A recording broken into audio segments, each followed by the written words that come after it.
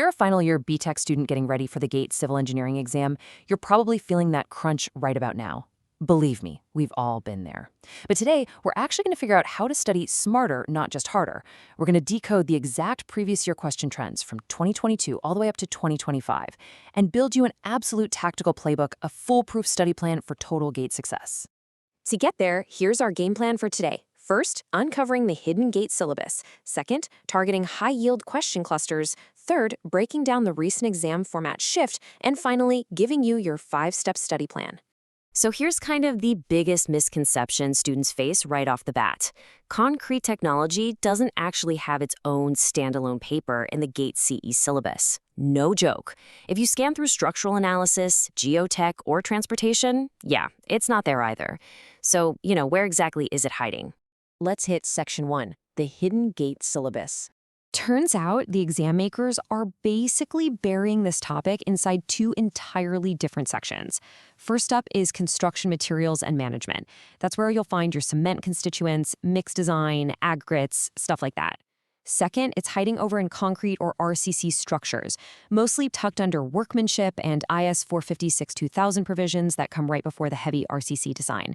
Listen, if you're only filtering your prep apps by the tag concrete technology, you're literally missing out on about half the relevant questions. You've got to hunt in both spots. And this really matters because despite being hidden like a needle in a haystack, you can absolutely bank on seeing 1 to 2 dedicated concrete tech items in every single recent test cycle. It's a super reliable area. Honestly, you just can't afford to skip it. Okay, since we know they're coming, let's move right into Section 2, high-yield question clusters. Our first cluster, cement, chemistry, and hydration. This one is heavily recall-based. You really just have to know exactly how those clinker compounds behave. Like in the 2022 paper, they literally just asked students to match compounds to their properties. You've got to remember that C3S drives that early strength gain, while C2S kicks in for the later strength gain. Oh, and C3A? That's the one causing flash setting and bringing the highest heat of hydration. They even threw in a pozzolanic reaction equation that exact same year. So here's a massive quick win tip for you.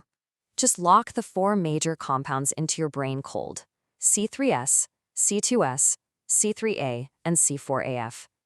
Know their single defining properties like the back of your hand. Why? Because they show up in almost every single cycle as direct recall or matching questions. If you know them, boom, instant marks. All right, moving on to Cluster 2, mixed design and water cement ratio. We definitely see definitional stuff here, like back in 2023 when they asked what an M20 grade actually means under IS 456. But hey, don't let that fool you. This is the exact neighborhood where the heavy numerical questions live. You absolutely must pair every single mixed design concept with a calculation drill. The exam totally loves bouncing between asking you to define a concept and then forcing you to actually compute it. Take 2023. They asked how a rising water-cement ratio impacts workability and strength. Fast forward to 2025. They actually made students compute the fineness modulus from a sieve analysis as a numerical answer type question. You've got to practice the math.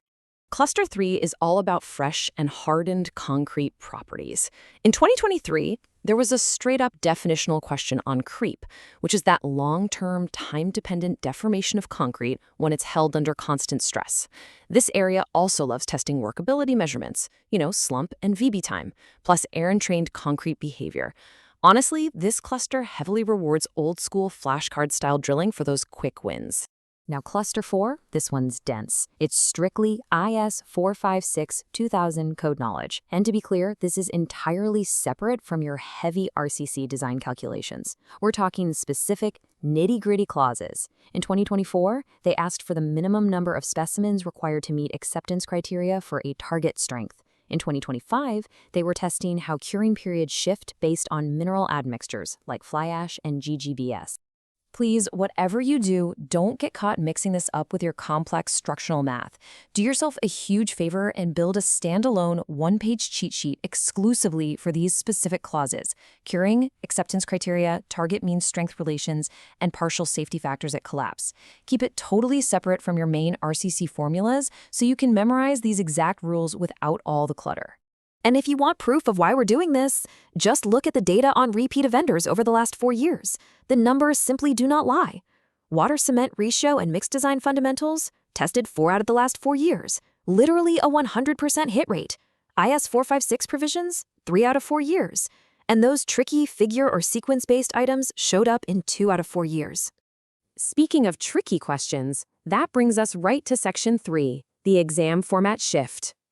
You've really got to pay attention to how this exam is evolving.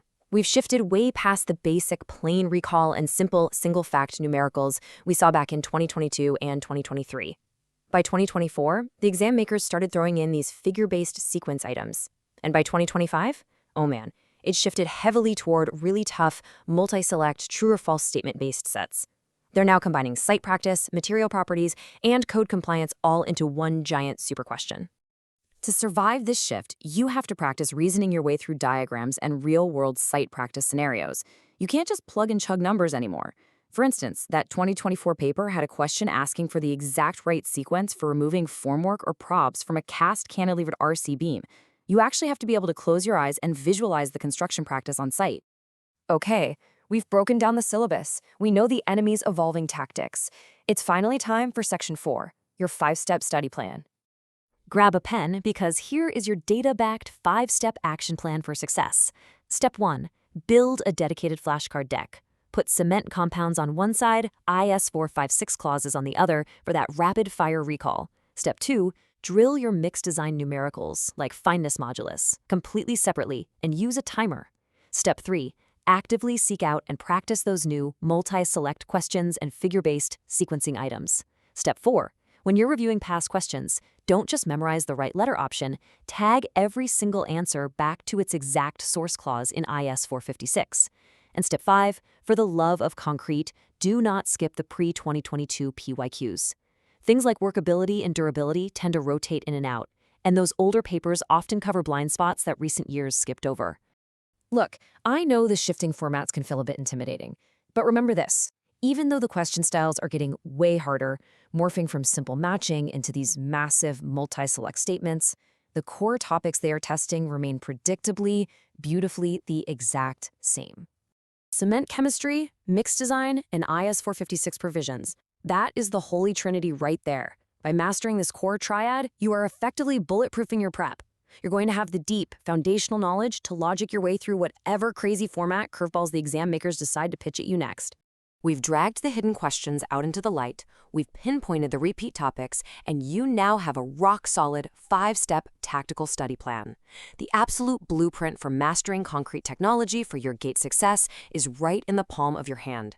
So the only real question left to ask yourself is this: are you finally ready to pour that foundation and secure your marks?